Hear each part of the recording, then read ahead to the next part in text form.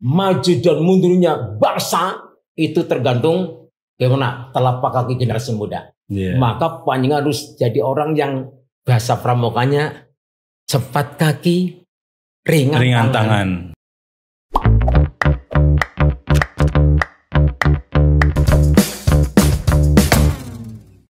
Assalamualaikum warahmatullahi wabarakatuh. Pertama kita mungkin sebelum memperkenalkan diri, Klinik Hati Podcast ini memang suatu media di mana memang nantinya akan diberdayakan di YouTube, media sosial lainnya, dan alhamdulillah nanti akan di-share di 28 negara insyaallah ya. Mohon doa-doanya agar bisa berjalan lancar dan sebagainya. Di sini Imam Teguh dan Klinik Hati Manajemen kami mengaturkan Assalamualaikum warahmatullahi wabarakatuh, dan saya berharap rekan-rekan sekalian diberi kesehatan, diberi kenikmatan, kedamaian, ketenangan dan sebagainya. Di sini saya akan betulan mendapatkan kehormatan yang sangat luar biasa. Di sini didatangin oleh guru saya, kiai besar yang hebat sekali mungkin ya. Nanti akan diceritakan panjang lebar siapakah beliau. Beliau adalah salah satu kiai andalannya Kabupaten Cilacap. Karena beliau salah satu orang yang memang sangat-sangat aktif di bidang kepemerintahan maupun di bidang keagamaan. Dan alhamdulillah saat ini beliau sudah sowan. Assalamualaikum Pak Kiai. Waalaikumsalam warahmatullahi. Alhamdulillah sehat ya Pak Kiai. Alhamdulillah berkah. Alhamdulillah. Jadi Kiai Sahlan Nasir ya, beliau adalah sosok orang yang sangat luar biasa. Mungkin Kabupaten Cilacap siapa sih yang nggak kenal beliau? Beliau adalah dulunya itu sosok orang yang di belakang layar yang sangat luar biasa di pemerintahan, di bidang politik, di bidang agama. Beliau sangat luar biasa. Nah, oleh karena itu di sini sedikit mungkin saya banyak bertanya ya tentunya kepada beliau agar rekan-rekan sekalian bisa menyimak siapakah beliau yang sebenarnya itu ya. Baik, makasih Pak Kiai sudah rawuh, sudah memberikan kesempatan untuk hadir ke sini, dan Pak Kiai saya sedikit banyak mungkin nanti akan bertanya-tanya. Boleh. Ngomong-ngomong ini Pak Kiai asli kelahiran Cilacap atau asli mana ini Pak Kiai? Asli kelahiran Kebumen. Kebumen ya. Kebumennya mana nih Pak Kiai? Kebumen insya Allah ya termasuk kota karena masuk di kecamatan Kota Kebumen. Iya. Oh di Kebumen kotanya. Iya, Masya Allah. Iya. Nah Kebumen ya. Berarti hijrah dari kota Kebumen ke Cilacap itu di saat umur berapa nih Pak Kiai? Ini kalau lihat umur, karena lihat tahunnya saja, saya masuk ke Cilacap itu setelah dari Semarang, berarti ke Cilacap itu asli kalau mabni di Cilacap ya 80-an. Tahun 80-an. Sekitar 80 itu dia sudah jadi KTP Cilacap. Tadinya Semarang Cilacap masih sana sini. Setelah 80 ya KTP Cilacap insyaallah. Saya baru 1 tahun itu Pak. Saya baru 1 tahun Pak Kiai sudah punya KTP Cilacap ya Masya Allah. Saya lahiran 79 Pak Kiai. 82 sudah mulai tugas ke Nusa Kambangan. Masya Allah. Oh, itu tugas apa itu Pak Kiai? Tugas Binroh untuk para narapidana. Masya Allah, bimbingan rohani ya. Masya Allah. Dan sampai hari ini insya Allah masih tugas cuman apanya kalau kopnya kalau dulu masih pribadi, akhirnya direkrut oleh Kemenag, terus direkrut oleh MUI, direkrut oleh ICMI. Nah, sekarang direkrut oleh Pertamina. Masya Allah, luar biasa sekali. Luar biasa sekali. Iya, ini Pak Kiai saya dengar beliau juga ya, Pak Kiai juga salah satu Komandan Banser nih. Insya Allah. Komandan Banser yang pertama kali ya. Itu waktu itu masih Orde Baru apa Orde Lama? Orde Baru sampai reformasi. Sampai reformasi. Iya, sampai reformasi. Berarti kurang lebih tahun 98, 97. Ya itu sampai 2002 betul. Yaitu yang situasinya waktu reformasi itu kelihatannya bahasa ekstrimnya gawat. Makanya sampai saya itu berusaha untuk membentengi diri, harus sowan para ulama suama untuk punya aurat. Supaya kita menghadapi situasi itu tenang. Lebih tenang ya. Tenang. Iya, betul. Oke. Terus ini bagi di saat pas itu kalau boleh tahu anggota Banser itu nyampe berapa itu? Nyampe banyak atau enggak itu waktu Insya Allah saya sudah menandatangani kartu anggota Banser 2215. Masya Allah, banyak sekali. Sekali. Maka di saat itu satu kabupaten Cilacap. Masya Allah. Maka di saat Bapak Brigjen apa ya?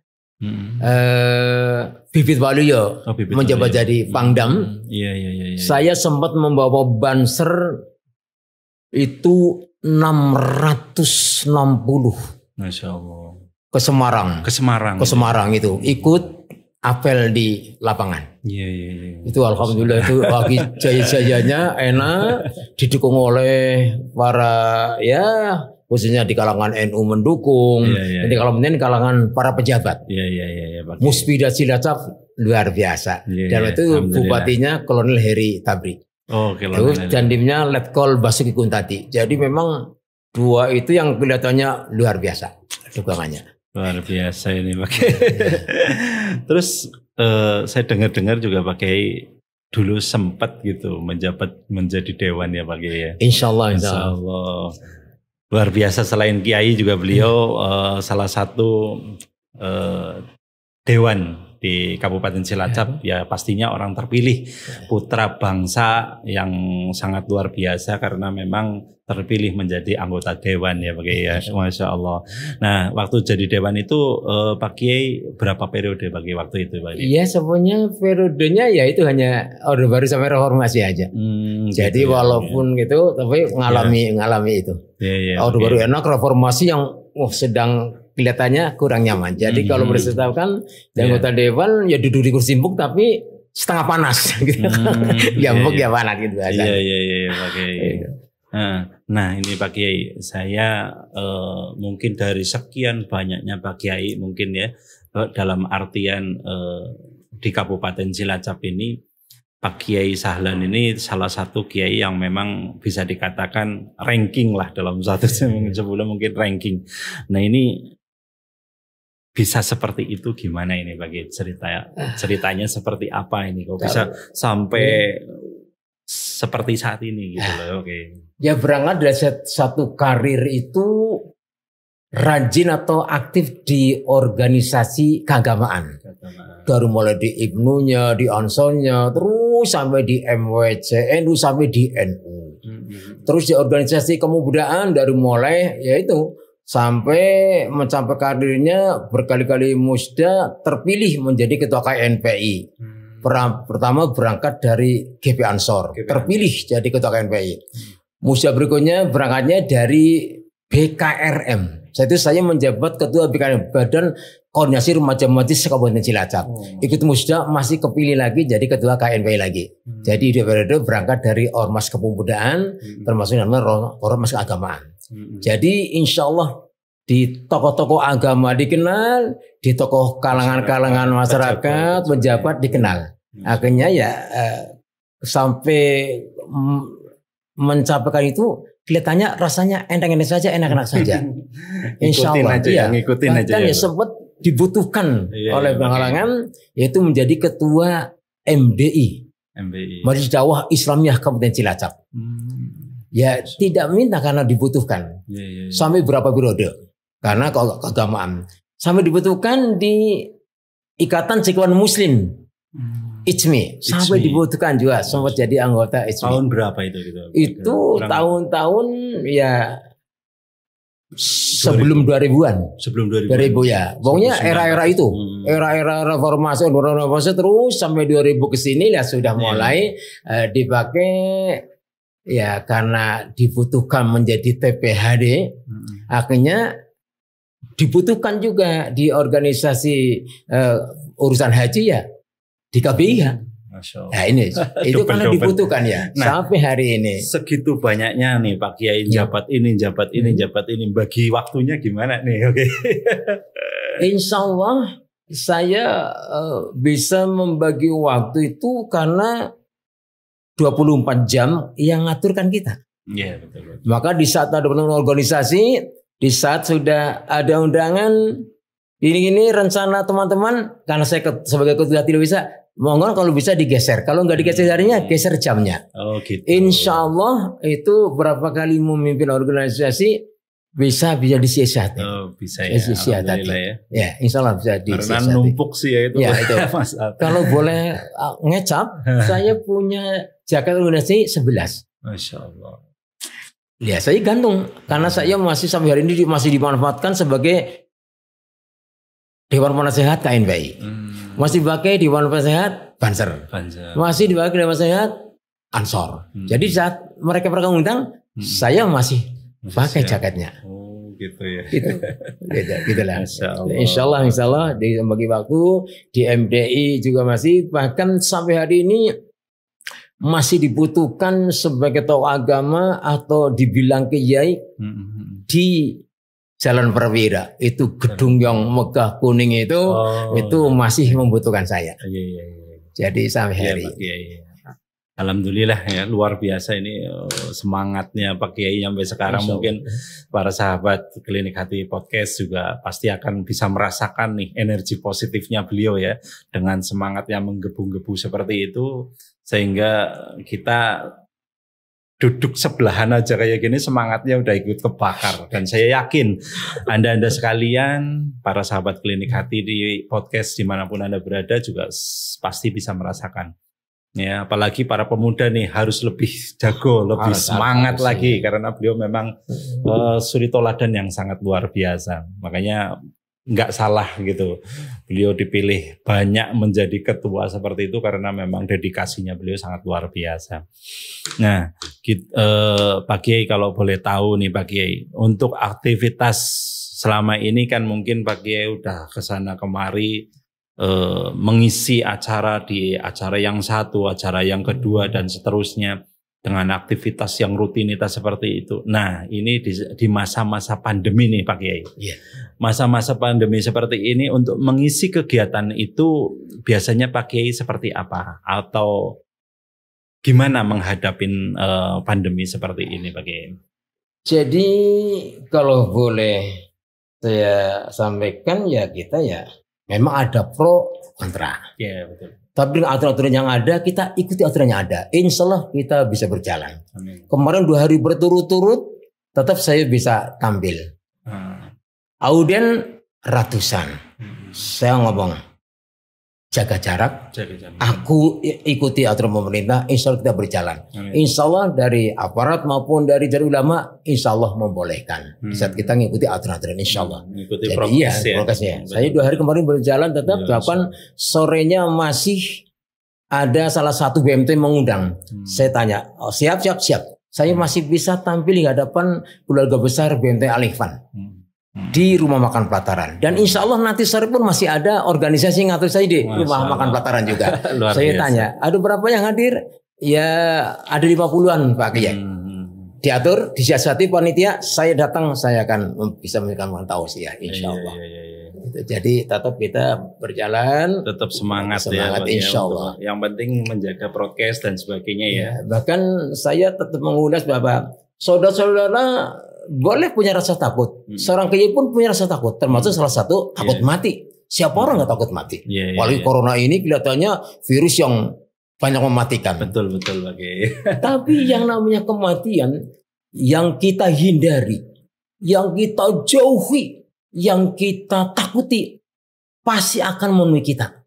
Ini janji Allah. Iya betul. Kalau boleh saya dalil? Iya silakan. Qul innal mauta alladzi tafirruna minhu fa innahu mulaqikum summa turadduna ila alimil ghaibi wasyahada. Sa'nabikum bima kuntum ta'malun. kematian yang saudara-saudara hindar, saudara jauh, saudara takuti, pasti akan menik kamu. Pasti. Dan kamu akan dikembalikan kepada Allah Subhanahu wa taala. Sumaturadduna akan dikembalikan kepada Allah. Dengan seringnya kita mendengar betala laju, kita membaca inna lillahi wa inna ilaihi raji'un. Kita menikah Allah, kita akan kembali kepada Allah. Betul. Itu pasti. Dan Allah sudah mengabarkan kepada kita. Sudah kita diberi kabar-kabar gembira, yang baik-baik, yang jelek-jelek, yang nyata juga, yang gaib sudah diberikan kepada kita semua. Dan Allah sangat waspada terhadap apa yang kamu kerjakan selama ini. Nah ini, jadi saya sampaikan, boleh takut tapi jangan berkepanjangan. Karena apa? Wa ma asaba min musibatin illa biiznillah. Tidak akan terjadi musibah apapun di dunia ini. Sebesar apapun, sekecil apapun, kecuali izin Allah Subhanahu wa ta'ala. Ada kalimat illa, istisna, itu kecuali. Nah, itulah yang menjadikan mungkin mereka semangat. Jangan takut. Yang jelas harus ikuti proses. Jalan terus, insya Allah saya siap selalu. Insya Allah. Ya, luar biasa sekali ya itu sampai Pak Kiai mengeluarkan dalilnya, dan memang benar apapun yang hidup pasti akan mati, dan kita nggak boleh ya Pak Kiai takut dengan kematian yang semakin menjauh tetap terjadi ya. Karena memang siapapun yang hidup pasti akan mati. Ya, jadi kematian itu nggak perlu ketakuti Mas. Yang pun ditakuti adalah bukan kematiannya, perjalanannya. Ini bagaimana kita perjalanan mati yang husnul khotimah. Ini jadi bukan kematiannya pasti, tapi perjalanannya. Apa orang bisa mati yang husnul khotimah? Belum tentu Mas. Banyak insinyur mati di jurang karena ngurusi proyek kecelakaan. Bahkan kere pasar mati di atas kasur. Banyak Mas. Betul. Pas ada kere pasar mungkin sedang kasar rumah itu ketahuan dinas sosial misalnya kan digambarkan diangkut dibawa ke rumah sakit. Matinya di atas kasur. Ya itu ya. Kalau kematian memang ya Masya Allah ya. Sedetik pun kita tidak ngerti. Iza ja'a ajaluhum la yastakhiruna sa'atan wa la yastaqdimun. Apabila ajal sudah datang kepadamu, sedetik pun tidak bisa dimajukan atau dimundurkan. Pas di situ. Pas ya. Masya Allah. Ya Allah ya. Para sahabat Klinik Hati ya, podcast dimanapun Anda berada, hal ini mungkin sangat-sangat kita perlukan sekali. Keilmuannya beliau memang sangat luar biasa, dan kita mendapatkan ilmu yang sangat bermanfaat barusan, dan kita harus imani benar-benar ya di dalam sanubari kita, hati kita ya. Mungkin para sahabat akan semakin bertanya-tanya, dan semakin banyak sekali para sahabat yang kepingin tahu nih seluk-beluk dan sebagainya tentang Kiai ya. Nah, mungkin masih banyak lagi pelajaran-pelajaran yang kita akan dapetin. Nah, kita lanjutkan setelah berikut ini. Wabillahi taufiq wal hidayah. Wassalamualaikum warahmatullahi wabarakatuh. Waalaikumsalam warahmatullahi. Baik para sahabat Klinik Hati dimanapun Anda berada, ya Klinik Hati Podcast terutama, masih bertemu kembali, kita masih bersama dengan Kiai besar kita, Kiai Kabupaten Cilacap yang sangat luar biasa. Beliau adalah Kiai Haji Sahlan Nasir, SHMM, ya. Beliau tadi mungkin sudah banyak bercerita dan sebagainya. Saat ini ya kita akan meneruskan mengorek-ngorek nih pengalaman beliau yang kita harus memang banyak pelajari, karena ya sosok beliau itu banyak sekali asam garamnya ya di Kabupaten Cilacap ini. Baik para sahabat, kita langsung bertanya kepada Pak Kiai. Pak Kiai nun sewu nih, Pak Kiai sambung lagi nih. Bersambung lagi di podcast kita, Klinik Hati Podcast. Siap. Nah, pengalaman paling yang menarik nih selama menjadi Kiai yang di Kabupaten Cilacap, mungkin berputar-putar ke sana kemari se-Kabupaten Cilacap dan sebagainya. Pengalaman yang membuat Pak Kiai itu terngiang nyampe sekarang itu apa ini Pak Kiai? Masya Allah. Ya, selama jadi corong al-irsyad. Corong ya. Ya. Jadi saya pakai al-irsyad itu, di samping saya jadi guru al-irsyad dulu, terus dipakai corong untuk berdakwah ke kampung laut. belasan masjid musola yang dibangun oleh Al-Irsyad.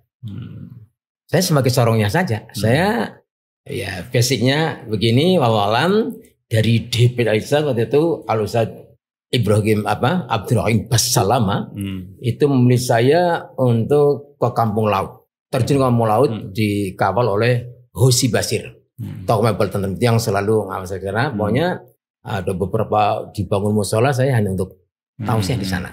Ya memang itu ya kesannya bahkan 2 kali terdampar. Yaitu kesannya kan kesan yang manis yang pahit ada. Sudah dikenal di Kampung Laut, suatu saat dipanggil ceramah oleh panitia karena malam hari ngelewati jam 12 nggak itu dapat kapal. Air sudah surut. Udah surut ya. Perahunya sudah terbawa air. Itu nunggu 2 jam 3 jam. Makanya kan tetap pulang pagi. Itu ngalami 2 kali. Itu Masya Allah. Itu yang ke Kampung Laut. Yang begitu pulang agak gasik pas surut harus ngalami jalan dari air yang sudah surut sampai ke daratan harus cincin sarung, lepas sandal, harus kecobrokan itu. Ya ngalami gitu. Ngalami. Itu Masya Allah. Ya walaupun saat itu maaf saja itu belum seperti saat ini. Saat ini kan orang manggil Kiai Ustadz sudah ngitung. Iya betul. Ngitung ada transport bensin Pak. Tahun itu nggak ada sama sekali ya. Benar-benar perjuangan lillah itu ya. Hanya saya setiap bulan Alisa itu sudah melihat ini Ustadz senang baca. Jadi saya setiap bulan masih paket buku. Paket buku. Nah ini yang saya rasakan tapi tambah ilmu terus. Buku baru dibaca, suka baca. Suka baca. Suka baca. Jadi koleksinya di rumah buku kayaknya Masya Allah berapa lemari. Dari aliran mana saja Insya Allah ada. Nah ini kan menarik kan. Terus mulai lagi setelah sudah yang nyebrang lautan ke Nusa Kambangan, ya mungkin ada kesan yang akan tausiah harus bersama karyawan. Saat itu belum ada bis, masih pakai truk terbuka. Sama kehujanan, akan memberikan tausiah bin roh kepada Nabi, jemur baju dulu. Bajunya dijemur dulu setelah kering, baru memberikan wah. Ya ini kan menarik juga. Walaupun sudah kesini sudah banyak fasilitas Nusa Kambangan, karena kesibukan karyawan tidak diantar jemput, silakan Pak Ustadz bawa motor inventaris nanti ditinggal di pos. Ternyata yang namanya akan diuji di tengah hutan motornya gembes. Harus mendorong sampai ke LP yang sudah ke motor berkilo-kilo itu ya. Berkilo-kilo. Ya ini ya kesan. Jadi ada kesan yang menyenangkan atau kalau yang menyenangkan, wah Masya Allah akhirnya ini menyenangkan. Setiap pengajian luar kota pasti dijemput. Pasti mobilnya enak. Lengkap dengan ada musiknya. Waduh, ya ini kan sudah lain. Sekarang sudah beda lagi. Betul. Jadi pahitnya tak rasakan dengan penuh keikhlasan. Terus ya manisnya saya rasakan. Ya sampai kepercayaan bupati yang luar biasa. Saya ditawari pondok pesantren saya itu. Pak Kiai tak bikin pondok. Maaf Pak Bupati, sudah banyak pondok Cilacap. Insya Allah sudah membantu saya.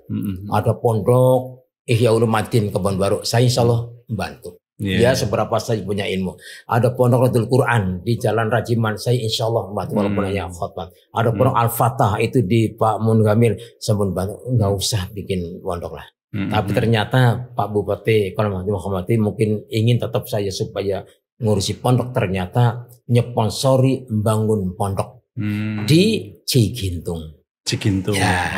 Kota Waru itu ya. Kota Waru sana ya. Cigintung. Tetap saya maaf saja Pak Bupati, saya kan orang di kota, enggak apa-apa. Yang penting di sana sudah ada kiainya. Pak Kiai siap jadi pengurusnya. Jadi ketua ya sampai hari ini. Saya masih ketua yayasan Porfonten Riyadil Muta'alimin di Cigintung Kota Waru. Kiainya itu sampai Pak Bupati boleh ngincar saya harus ngurusi pondok. Lah ini jadi ya masih ada saja sampai hari ini. Bahkan kemarin pagi kita baru buka pasar murah di mana gitu. Janjane aslinya kita akan memberikan bantuan kepada pondok. Kita mengumpulkan dana dari kota ini. Targetnya tidak Katanya etok-etok kayak pasar murah. Ya memang dijual murah benar-benar. Di pondok kemarin pagi. Iya. Dengan akal-akalan lah ya udah kalau pasar murah di orang pesantren Riyadil Muta'alimin. Ya itulah di antaranya jadi yang menarik banyak sekali, yang pahit pada tapi tetap kita jalani. Kita jalani sampai hari. Betul. Okay. Insya Allah. Bahkan kalau akan ada pahit juga pernah diuji, seorang kiai pun diuji. Biasanya panitia ngaturi pengajian itu kan biasanya resmi dengan ada surat. Betul. Pernah diaturi tidak pakai surat. Percayalah. Percaya. Saya berangkat sendiri, bukan dijemput Purwokerto. Ternyata sampai di tempat masjidnya masih gelap. Bisa kayak gitu gimana? Ya, itu diuji. Tanya punya tanya. Ternyata alasannya ada unsur lupa. Saya nggak percaya kelihatannya. Akhirnya saya paksa kepada RT tak cari orang itu, alasannya jadi sibuk jadi ketua panitia Agustusan. Nah, ini ngalami Purwokerto lagi. Jauh lagi. Iya, jauh. Jangan lagi Mas, saya sih tidak apa-apa. Mudah memang banyak kalau namanya khilaf. Tapi tolong bikin surat pernyataan. Betul. Sempat saya kan surat pernyataan. Ini ngalami sampai itu Purwokerto itu. Masya Allah. Tapi kalau yang seperti enak-enak, seperti ke Bandung, enak saya. Sekarang orang-orang Bandung atau di saya itu cukup lewat pamitran. Bandungnya di mana itu Pak Kiai? Pertama kali saya kenal dipanggil di Bandung oleh seorang Cain, direktur PT apa yang punya perusahaan Philip. Philip. Itu kan hanya gara-gara. Ada gara-gara karyawan Cilacap punya hajat di daerah pelabuhan, dia datang sama istrinya. Tausiah saya direkam. Gitu. Dia terus pelajari setelah 1 tahun materi sama karyawan. Itu kiaimu sekali-kali ngaji di sini. Dikaitkan dengan ulang tahun ini. Karena pengajiannya enak. Saya bisa terima walaupun saya bukan Muslim, tapi saya bisa terima. Akhirnya setelah dikenal di situ, berbagai tempat di Bandung sampai kemarin terakhir di perumahan elit, perumahan Antapani. Antapani. Ada seorang kaya raya punya hajat membantu, saya diatur. Cukup pamitran, kering pamitran dijemput Kiai Cilacap. Taruh di hotel, besok jemput lagi pulang Cilacap. Ini kalau ke Bandung sekarang enak. Iya pakai. Kebetulan saya tinggal di Bandung pakai 16 tahun saya di Bandung. 2 tahun ini baru balik lagi ke kampung halaman di Cilacap. Apal ya. Apal banget. Kahatek berapa keliling. Iya, Kahatek. Saya dekat dengan Kahatek. Di rumah makan Ampera. Iya. Ngalami juga biayanya. Ya, baik Pak Kiai. Nah, pengalaman yang bisa menjadikan pelajaran saat ini, mungkin Pak Kiai ada pengalaman sesuatu hal yang bisa disampaikan kepada para sahabat Klinik Hati Podcast. Harus seperti apa nih ya, kasih kritik, saran dan sebagainya untuk gambaran kepada mereka agar tetap semangat nih walaupun di masa pandemi seperti saat ini.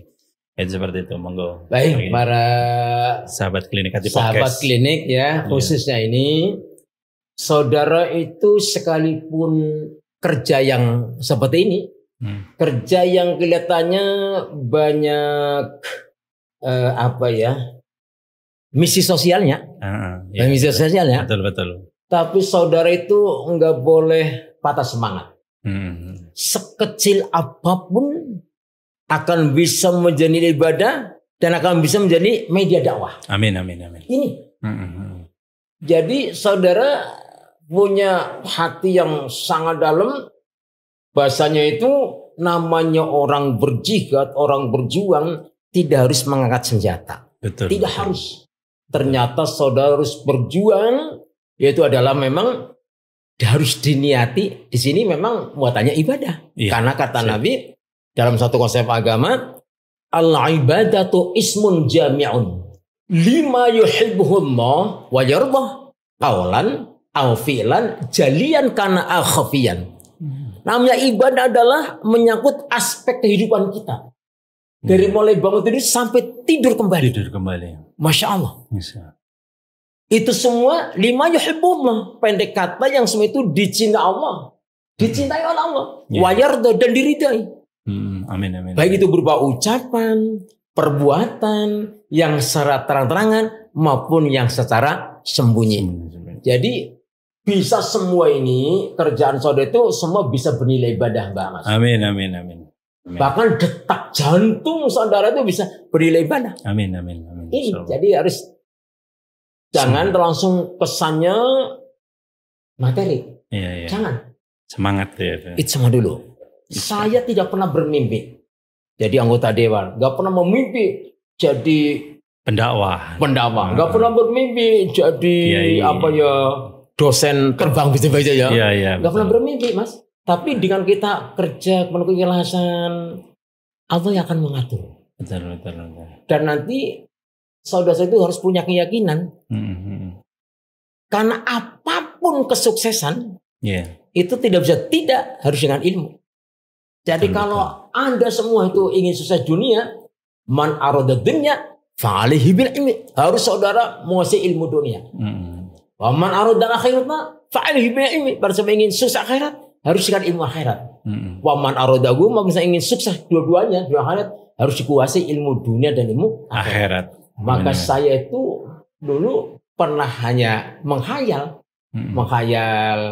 Saya jadi tukang becak, Mbak Mas. Duduk di becak menghayal, melihat orang naik mobil, melihat orang pacaran, asik. Melihat orang ya menghayal, apakah saya bisa?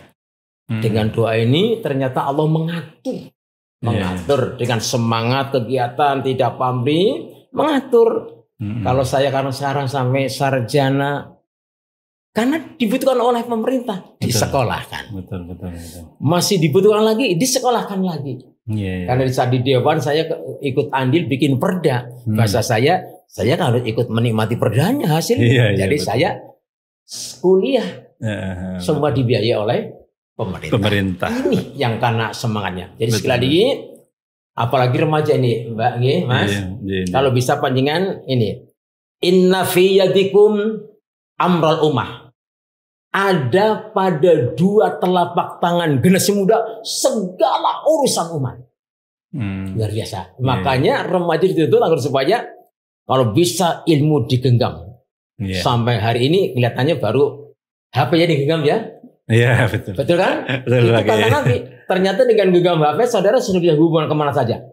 Luar negeri, di mana aja. Ini. Luar biasa. Jadi inna fiikum amrul ummah wa fi aqdamikum hayataha. Maju dan mundurnya bangsa itu tergantung bagaimana telapak kaki generasi muda. Maka panjenengan harus jadi orang yang bahasa pramukanya cepat kaki, ringan tangan. Terus, Mbak? Isinya lagu pramuka? Jadilah. Ini insya Allah saya lakukan, Mbak. Saya lakukan insya Allah.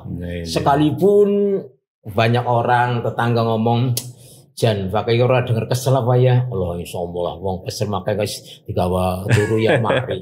Jadi kadang-kadang tetangga bisa melihat apa ora dengar kesel organisasi akeh sering berangkat keluar ganti jaket lagi pulang gitu. Sampai di tengah tetangga. Tapi kita dengan bismillah fa iza azamta fatawakkal 'ala Allah. Kita punya usaha, punya ikhtiar. Makanya kok ikhtiar, usaha dengan usaha dan doa. Pastilah Allah yang akan memberi lah. Ini para generasi muda. Jadi barangkali khususnya adalah klinik sehat ini. Sekali lagi seluruh karyawan punya jangan kecil hati. Sekalipun kerjanya kelihatannya secara materi kelihatannya ya mungkin sedang-sedang saja. Tapi sering Allah. Karena keberkahan itulah yang rahasia Allah. Al-barakatu wa yasudul khair ila hilli kulli syai'in. Al-barakatu wa ya subutu khair ilahi fi kulli shay'in. Yang keberkahan itu pertumbuhan yang datang dari Allah. Dan akan bertumbuh, berkembang di mana-mana. Bisa di tenaga saudara, bisa di ilmu saudara, bisa di harta saudara, itu akan menjadi berkah semua. Itu jadi sekali lagi al-barakatu wa ya subutul khair ilahi fi kulli syai'in. Keberkahan itu adalah pertumbuhan kebaikan yang mutlak dari Allah akan tumbuh kembang di mana-mana. Moga-moga saudara punya jasad yang berkah, ilmu yang berkah, makan minuman yang berkah, semuanya yang berkah. Itu semua itulah. dikemas dengan satu bentuk doa. Amin. Rabbana hablana min azwajina wa dzurriyyatina qurrata a'yun waj'alna lil muttaqina imama. Kena semua tuh. Anak, istri, cucu kena semua. Biasa. Ya, baik, terima kasih Pak Kiai. Ini sebenarnya kepengen ngobrol panjang lebar nih, masalahnya kebentur masalah waktu. Jadi mohon maaf sekali Pak Kiai, terima kasih sekali atas kehadirannya. Mohon nanti suatu saat kalau memang bisa diundang lagi untuk bisa hadir dan sebagainya. Gitu aja mungkin para sahabat Klinik Hati Podcast dimanapun Anda berada, semoga ilmu yang sangat bermanfaat ini bisa diambil ilmunya, ambil hikmahnya, dimasukkan di dalam kolbu, imani benar-benar apa yang disampaikan tadi barusan, baik sarannya, baik mungkin kritiknya, atau mungkin apa yang sifatnya membangun, memberikan semangat luar biasa.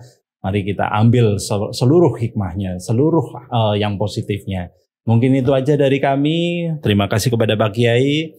Wabillahi taufiq wal hidayah. Wassalamualaikum warahmatullahi wabarakatuh. Waalaikumsalam warahmatullahi wabarakatuh. Rahayu, rahayu, rahayu.